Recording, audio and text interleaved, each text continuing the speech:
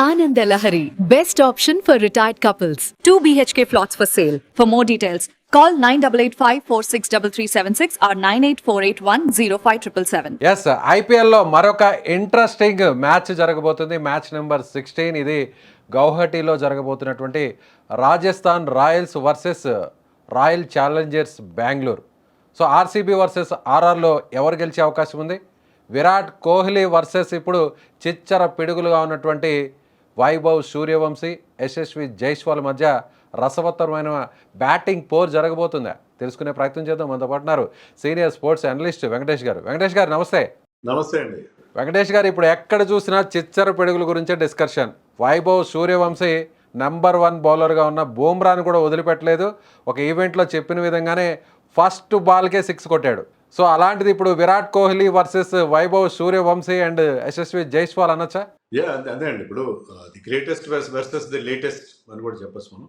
ఎందుకంటే వీళ్ళు latest sensation, ముఖ్యంగా బాస్ బేబీ అంటున్నారు, యంగ్ సెన్సేషన్. ఇప్పుడు he has become the toast of the nation. ప్రతి ఒక్కరి నాలుగు మీద అతని పేరు నాంతుంది. ఖచ్చితంగా అతను నెక్స్ట్ ఫ్యూచర్ సూపర్ స్టార్ అయ్యేట్టుగా కూడా కనిపిస్తున్నాడు. అలాగే యశస్వి జైస్వాల్ కూడా ఏమాత్రం తక్కువ తినలేదు. అతను కూడా he's 9 years older than Vaibhav Suryavanshi. కానీ అతను కూడా చాలా కష్టం మీద ఉన్నాడు. ఎందుకంటే లాస్ట్ వరల్డ్ కప్లో అతను ప్లేస్ లభించలేదు. కేవలం ఒక్క ఫార్మాట్ ఆడుతున్నాడు, టెస్ట్ మ్యాచ్లు మాత్రం ఆడుతున్నాడు. కానీ వన్డేల్లో T20sలో కూడా ఆడగల ఎబిలిటీ అతనికి 100% ఉంది. సో అదే అతను ఈ ఐపీఎల్లో ప్రూవ్ చేస్తున్నాడు. ఎస్, ముఖ్యంగా ఇప్పుడు విరాట్ కోహ్లీ కూడా చూసినట్లయితే మళ్ళీ ఫామ్లోకి వచ్చాడు అనిపించింది. కానీ మూడవ మ్యాచ్లో ఎలా ఆడబోతున్నాడు అనేది కూడా ఒక డిస్కషన్. సో విరాట్ కోహ్లీ అనుకున్న విధంగా 50+ రన్స్ కొడితే, ముఖ్యంగా చేజింగ్లోనే విరాట్ కోహ్లీ ఆడుతున్నాడు, ఫస్ట్ బ్యాటింగ్లో అనుకున్న విధంగా ఆడలేకపోతున్నాడు అనే ఒక విమర్శ కూడా వస్తుంది. కరెక్టే అంటారా? నేనైతే దాన్ని ఏకీపించను. ఎందుకంటే Virat Kohli is one of the most consistent player. నాకు తెలిసి గత 3 సీజన్లుగా అతను 600 పైగా రన్స్ చేస్తున్నాడు ప్రతిసారి కూడా. సో అంత కన్సిస్టెంట్గా ఆడే ప్లేయర్స్ చాలా తక్కువ ఉంటారు మనకి. సో అందుకని అతను ఏ సిచ్యువేషన్ అయినా maybe chasing brings the best out of him. చేజింగ్లో అతను మరింత బాగా ఆడతాడు. కానీ ఈవెన్ ఫస్ట్ బ్యాటింగ్ చేసినప్పుడు కూడా అతను ఇప్పుడు ఏంటంటే కొంచెం అగ్రెసివ్గా ఆడుతున్నాడు. గతంలో అతను కాస్త ఒక ఎండ్లో నిలబడి వేరే వాళ్ళకి ఛాన్స్ ఇచ్చేది. ఇప్పుడు ఏంటంటే అతను కూడా అగ్రెసివ్గా ఆడుతున్నాడు. ఎందుకంటే పవర్ ప్లేలో ఎక్కువ రన్స్ చేయడం అనేది లేటెస్ట్ ట్రెండ్ మారింది. ప్లస్ ఏంటంటే వాళ్ళకి చాలా మంచి బ్యాటింగ్ లైనప్ ఉంది. సో ఎందుకని అతను స్టార్టింగ్లోనే ఒక మంచి స్టార్ట్ ఇద్దామని చెప్పి, గతంలో అతను ఇంత ఏరియల్ షాట్స్ కొట్టడం అనేది మనం చూడలేదు. కానీ ఇప్పుడు అతను కూడా చాలా అగ్రెసివ్గా ఆడుతున్నాడు. అందుకే ఇంత ముందు అంత కన్సిస్టెన్సీ మనకు కనబడని పరిస్థితి చూస్తున్నాం. సో ఈ చిచ్చర పిడుగులు ఇద్దరు కూడా మొత్తం క్రికెట్ గణాంకాలను మార్చేస్తున్నారు. మొన్నటి మ్యాచ్ వరకు కూడా ముంబై ఇండియన్స్ ది బెస్ట్ టీమ్గా ఉంది, బ్యాటింగ్లో బౌలింగ్లో చాలా స్ట్రాంగ్గా ఉన్నారు అనుకుంటూ వచ్చాం. కానీ ముంబై ఇండియన్స్ని అలాగే బూమ్రాని కూడా వదిలిపెట్టలేదు చివరాఖరికి.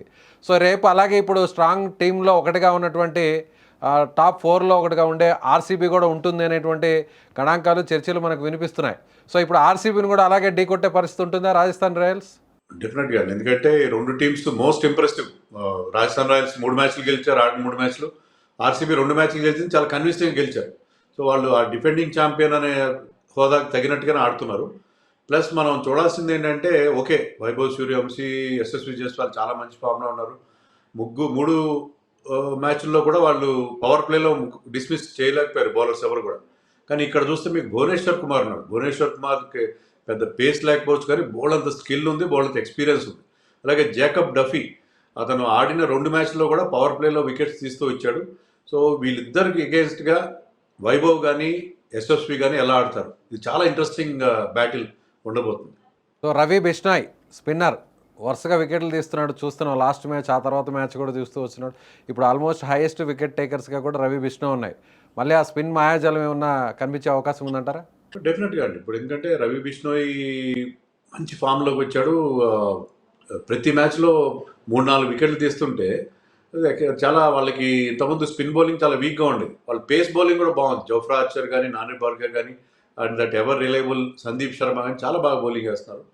సో వాళ్ళు they are looking very very strong పేస్లో కానీ స్పిన్లో కానీ. సో 2 టీమ్స్ కూడా బ్యాటింగ్లో బౌలింగ్లో రెండింటిలో కూడా చాలా స్ట్రాంగ్గా ఉన్నాయి. సో ఇది క్లాష్ ఆఫ్ టైటన్స్. ఇప్పుడు ఉన్న ఫామ్ ప్రకారం చూస్తే ఇది చాలా చాలా ఇంటెన్స్ బ్యాటిల్గా మనకు కనిపిస్తుంది. సో రాజస్థాన్ రాయల్స్ ఆడినటువంటి అన్ని మ్యాచ్లు కూడా పెద్ద టీంలతో ఆడారు. ఆపోజిట్లో ఉన్నటువంటి టీంలందరూ కూడా ఎక్స్పీరియన్స్డ్ క్యాప్టెన్స్ మనం చూసాం. అలాంటిది ఇప్పుడు రాజస్థాన్ రాయల్స్ యంగ్ క్యాప్టెన్ తీసుకున్నటువంటి డెసిషన్స్ ఇక్కడ వర్కౌట్ అవుతున్నాయి అనుకోవచ్చా? ఎస్, రియాన్ పరాగ్ చాలా ఎఫెక్టివ్ కెప్టెన్గా మనకు ప్రూవ్ చేశారు. అతను చేసే బౌలింగ్ చేంజెస్ కానీ ఫీల్డ్ ప్లేస్మెంట్స్ కానీ అందుకనే అతన్ని వాళ్ళు కెప్టెన్గా గ్రూమ్ చేశారు. చాలా మంచి పర్ఫార్మెన్స్ ఇస్తున్నాడు. సీనియర్స్ని బాగా హ్యాండిల్ చేస్తున్నాడు. అతను రెగ్యులర్గా ఇంటర్నేషనల్ క్రికెట్ ఆడే ఆటగాడు కాకపోయినా కూడా, ఆ స్టేచర్ లేకపోయినా కూడా అతను చాలా మంచి క్యాప్టెన్సీ స్కిల్స్ ప్రదర్శిస్తున్నాడు. అతను మంచి గైడెన్స్ కూడా ఉంది. ఎందుకంటే కొంతమంది senior players like Ravindra Jadeja లాంటి వాళ్ళు ఉన్నారు కాబట్టి వాళ్ళు కూడా అతనికి ఆ గైడెన్స్ ఇస్తారు. సో ఏ రకంగా చూసుకున్నా రాజస్థాన్ రాయల్స్ ఇంత బ్రహ్మాండంగా ఆడతారని చెప్పి ఎవరు ఎక్స్పెక్ట్ చేయరు. They are definitely exceeding the expectations this time. బౌలింగ్లోను అటు బ్యాటింగ్లోను 2 విభాగాల్లో స్ట్రాంగ్ అయ్యారు అనుకోవచ్చా? రాజస్థాన్ రాయల్స్ కన్సిస్టింగ్గా 3 మ్యాచెస్ వరుసగా గెలిచారు, అందులో పెద్ద టీంల మీద గెలుస్తూ వస్తున్నారు.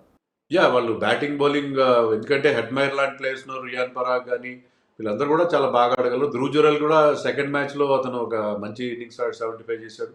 సో వాళ్ళకి ప్రస్తుతానికి ఎలాంటి సమస్యలు కనబడలేదు. ఒకటేంటంటే రవీంద్ర జడేజా ఫస్ట్ మ్యాచ్లో మంచి బౌలింగ్ చేశాడు. తర్వాత 2 మ్యాచ్ల్లో, ఇంకా లాస్ట్ మ్యాచ్లో ఆడిన మ్యాచ్లో అయితే అతనికి అసలు బౌలింగ్ బ్యాటింగ్ 2 కూడా లేని పరిస్థితి మనం చూసాం. సో జడేజా కూడా అలాంటి ఎక్స్పీరియన్స్ ప్లేయర్, అతను కూడా కాంట్రిబ్యూట్ చేయగలిగితే అదొకటే వాళ్ళ టీంలో ఏదైనా కొంచెం మనకి లోపంగా కనిపిస్తుందంటే జడేజా నుంచి ఆ కాంట్రిబ్యూషన్స్ రావట్లేదు. అది కూడా వస్తే I think they are perfect సైడ్గా కనిపిస్తుంది. సో పేస్ విభాగంలో ఎవరు స్ట్రాంగ్గా ఉండే అవకాశం ఉంది? రాజస్థాన్ రాయల్సా లేదంటే బెంగళూరా? బెంగళూరు దగ్గర ఆ స్కిల్ ఉందండి. ఇప్పుడు జేకబ్ డఫీ కానీ తర్వాత భువనేశ్వర్ కుమార్ లాంటి బౌలర్స్ ఉన్నారు కాబట్టి మరి ఆ థర్డ్ స్టీమర్ కొంచెం వీక్గా ఉన్నాడు అభినందన్ సింగ్. అతను కూడా ప్రాపర్గా బౌలింగ్ వేస్తే బాగానే ఉంటుంది. వీళ్ళకేంటంటే వీళ్ళకి Nandre Burger, Sandeep Sharma, Jofra Archer లాంటి వాళ్ళు. జోఫ్రా ఆర్చర్, నాన్రీ బర్గర్ మంచి స్పీడ్ ఉంది, 150 కిలోమీటర్ల వేగంతో వేయగల బౌలర్స్ వాళ్ళు. సందీప్ శర్మ దగ్గర ఆ స్కిల్ ఉంది మనకి. అతను భువనేశ్వర్ కుమార్ టైప్ బౌలర్ అతను. సో అతను డెత్లో బౌలింగ్ వేస్తాడు, న్యూ బాల్తో కూడా ఎఫెక్టివ్ ఉంటాడు. సో ఐ థింక్ పేస్ విషయంలో రాజస్థాన్కి కొంచెం ఎడ్జ్ ఉన్నట్టుగా నాకు అనిపిస్తుంది. ఎస్, ముఖ్యంగా రాజస్థాన్తో కంపేర్ చేస్తే ఫస్ట్ ఇద్దరు ఓపెనింగ్ బ్యాట్స్మెన్ ఇద్దరు, అలాగే ఫస్ట్ డౌన్లో వచ్చేటువంటి బ్యాట్స్మెన్ వీళ్ళే స్ట్రాంగ్గా ఆడుతున్నారు రాజస్థాన్ రాయల్స్లో వరుసగా చూసినటువంటి ఈ 3 మ్యాచ్ల్లో కూడా. కానీ బెంగళూరు అలా కాదు, టాప్ ఆర్డర్ అంతా కూడా క్లిక్ అవుతుంది, మిడిల్ ఆర్డర్లో కూడా కొంతవరకు పర్వాలేదు. సో ఎవరు ఎక్కడ వికెట్ పడినా కూడా ఒక అద్భుతమైనటువంటి బ్యాటింగ్ చేసేటువంటి పరిస్థితి కనిపిస్తుంది. పటిదార్ కానీ వీళ్ళని కూడా చూస్తే, విరాట్ కోహ్లీ, ఓపెనింగ్ బ్యాట్స్మెన్స్ అందరూ కూడా. సో ఆ పరంగా చూస్తే అంటే రాజస్థాన్ రాయల్స్ని ఫస్ట్ ఓపెనర్స్ ఇద్దరిని వెంటనే అవుట్ చేయగలిగితే అప్పుడు బెంగళూరు పట్టు సాధించేటువంటి అవకాశం ఉందంటారా మ్యాచ్ మీద? డెఫినెట్గా, ఎందుకంటే ఇంకా హెడ్మైర్ నుంచి తర్వాత రియాన్ పరాగ్ నుంచి మనం అలాంటి ఇన్నింగ్స్ చూడదు. కానీ ఇక్కడ వెరాజ్ బెంగళూరు విషయానికి వస్తే మీకు Rajat Patidar, Tim David last మ్యాచ్లో ఆడిన తీరు చూస్తుంటే వాళ్ళు మిడిల్ ఆర్డర్ ఎంత స్ట్రాంగ్గా ఉంది. ఇంకా రొమారియో షెపర్డ్, కృణాల్ పాండ్యా లాంటి వాళ్ళకి బ్యాటింగ్ కూడా రావట్లేదు. సో వాళ్ళు చాలా చాలా స్ట్రాంగ్గా ఉన్నారు. దేవదత్ పడికల్ అద్భుతంగా ఆడుతున్నాడు. ఫిల్ సాల్ట్ కూడా లాస్ట్ మ్యాచ్లో ఫామ్లోకి వచ్చాడు. సో వాళ్ళ బ్యాటింగ్ ఫైర్ పవర్ చాలా చాలా భీకరంగా బ్యాటింగ్ లైనప్ ఉంది వాళ్ళకి. సో ఈ Bengaluru batting will throw up a challenge for the strong Rajasthan bowling attack అని అనుకోవాలి. స్పిన్ విభాగంలో ఎందుకో కాస్త బెంగళూరు వెనకబడింది అనుకోవచ్చా కంపారిటివ్ రాజస్థాన్ రాయల్స్? అంటే సుయాష్ శర్మ లాస్ట్ సీజన్లో మ్యాజిక్ మళ్ళీ రిపీట్ చేయలేకపోతున్నాడు. కానీ కృణాల్ పాండ్యా అతను చూస్తున్నాం కదా, అతను వెరైటీ ఏంటంటే కొన్ని బౌన్సర్లు వేస్తాడు, కొన్నేమో మన ఉస్మాన్ తారీఖ్ లాగా కాస్త వంగి సైడ్ ఆర్మ్ బౌలింగ్ చేస్తాడు. అతను ఒక సర్ప్రైజ్ ఎలిమెంట్ ఉంది అతను బౌలింగ్లో. అతను లాస్ట్ మ్యాచ్లో పరుగులు కూడా ఇచ్చింది అనుకోవచ్చా? తన బౌలింగ్ ఏంటంటే వాళ్ళ బౌలింగ్లో కొంత స్పిన్ అంత స్ట్రాంగ్గా లేకపోవచ్చు, బట్ ఓవరాల్గా ఏంటంటే వాళ్ళు దాన్ని కవర్ చేయడానికి రొమారియో షెపర్డ్ ఉన్నాడు. వాళ్ళకి ఆప్షన్స్ ఉన్నాయి, అదర్ ఆప్షన్స్ కూడా ఉన్నాయి కాబట్టి దాన్ని వాళ్ళు కవర్ చేసుకుంటారు. లోపాలు ఉన్న స్పిన్ బౌలింగ్ అనుకోవచ్చు. ఓవరాల్గా బ్యాటింగ్ పిచ్గా ఉండేటువంటి అవకాశం ఉందంటారా, లేదంటే గౌహటి పిచ్ బౌలింగ్కి అనుకూలంగా మారుతుంది? అంటే గౌహటిలో మనం చెప్పలేము అది ఎట్లా ఉంటుంది అనేది. పర్టికులర్లీ ఏంటంటే లాస్ట్ మ్యాచ్ కూడా వర్షం వచ్చింది అక్కడ. సో ఈవెన్ కోల్కతాలో కూడా వర్షం ఇండికేషన్స్ ఉన్నాయి కాబట్టి అటంతా ఈస్ట్లో వర్షం వస్తే కనుక పిచ్ కవర్స్కి వేసి ఉంటాయి దాని మీద, దానివల్ల మాయిశ్చర్ ఉంటుంది. అది మనం చూస్తున్నది ఏంటంటే ఇలా కవర్స్, అండర్ కవర్స్ ఉండే పిచ్ మీద మాయిశ్చర్ వల్ల ఇనీషియల్గా ఫస్ట్ బౌలింగ్ చేసే బౌలర్స్కి చాలా హెల్ప్ ఉండే అవకాశం ఉంటుంది. అదర్వైజ్ ఏంటంటే ఈ లాస్ట్ మ్యాచ్లో వెంకటేష్ గారు లాస్ట్ మ్యాచ్లో ఫస్ట్ బ్యాటింగ్ చేసే వాళ్ళకి అనుకూలంగా మారింది. అద్భుతంగా ఆడారు ఇద్దరు కూడా, యశస్వి జైస్వాల్ కానీ వైభవ్ సూర్యవంశీ కానీ. సో అక్కడ అనూహ్యంగా మారిపోయింది అనుకోవచ్చా? అంటే ఇప్పుడు ఆ పిచ్ పరిస్థితులు ఎక్కడ కనిపించట్లేదు. వాళ్ళిద్దరూ టాలెంటెడ్ బ్యాట్స్మెన్స్ ఉన్నారు కాబట్టి పిచ్ అనే దాన్ని కూడా స్వభావాన్ని కూడా లెక్కలో వేసుకోకుండా అద్భుతమైన పర్ఫార్మెన్స్ ఇచ్చారనుకోవచ్చా?